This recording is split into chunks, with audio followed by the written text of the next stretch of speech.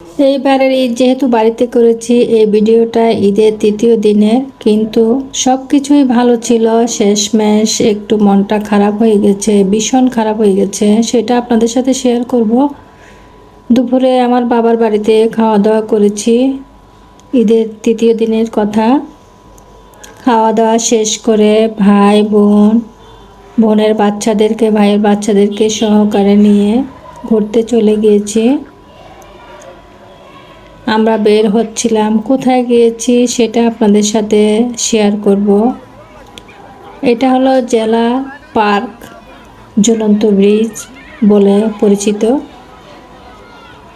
আজকে আমরা এখানে এসেছি, প্রাকৃতিক দৃশ্যগুলো অনেক সুন্দর। যতবার খাগড়াছড়ি আসি ততবারে আমি ঝুলন্ত ব্রিজ আসি, এখানে অনেক ভালো লাগে। ঝুলন্ত ব্রিজের উপর দিয়ে যেতে একটু ভয় হয়, নড়াচড়া করে। আমরা এখনো উঠিনি, আমরা একটু পরে যাব। চারিদিকে সূর্যমুখী গাছ রয়েছে, অসাধারণ ফুলগুলো ফুটে আছে, অনেক ভালো লেগেছে। আমরা ঝুলন্ত ব্রিজে উঠেছি। ঝুলন্ত ব্রিজের মাঝামাঝি আসলে একটু ভয় হয়, যাদের হাড় দুর্বল তারা তো কখনো পারবে না। অনেকে ব্রিজটাকে নাড়াচাড়া করছে, তার জন্য ভয়টা একটু বেশি লাগে।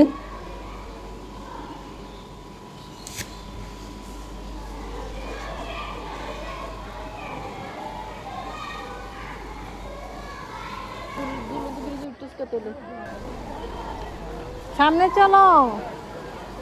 রশি ধরে ধরে আমি আস্তে আস্তে পার হচ্ছিলাম, আমারও ভয় করছে।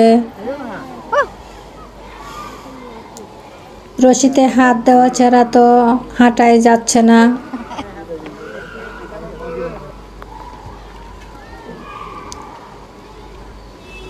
এই তো আমরা চলে আসলাম, এখনই নেমে পড়ব।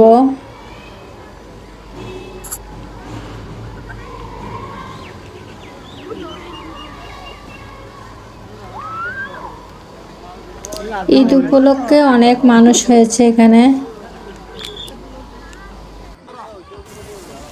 ঝুলন্ত ব্রিজ থেকে নেমে পড়লাম, চারিদিকে অনেক ফুলের বাগান, নানান রঙের ফুল রয়েছে এখানে। জেলা পরিষদ পার্কটা আসলে অনেক সুন্দর প্রাকৃতিক পরিবেশ। খাগড়াছড়ির প্রাকৃতিক পরিবেশ এমনিতেই সুন্দর, তার মাঝে জেলা পরিষদ পার্কটি অনেক সুন্দর। তারপর আমরা একটু ছাদে যাচ্ছি, ওখান থেকে ছবি তুললে ভিউটা সুন্দর আসবে। এখানে আমার বোন জামাই ওকে টেনে তুলছে, আমার বোনকে।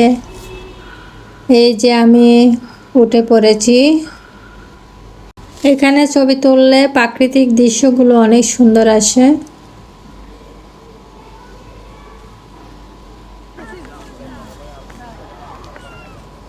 আমিও এখানে দাঁড়িয়ে কিছু ছবি তুলেছি। সবাই একটু রেস্ট করছিল। তারপর এখানে কিছু দোকান রয়েছে, কিনি আর না কিনি সবগুলো জিনিস দেখেছি। আসলে কেনার জন্য যায়নি, তেমন একটা পছন্দ হয়নি। তারপরও বাঁশের তৈরি আমি কাপ নিয়েছিলাম দুইটা আমার নাতি নাতনির জন্য। মহিলা মানুষ বলে তো কথা, দোকান সামনে পেলে ঢুকে পড়ে, আমরাও তাই করেছি।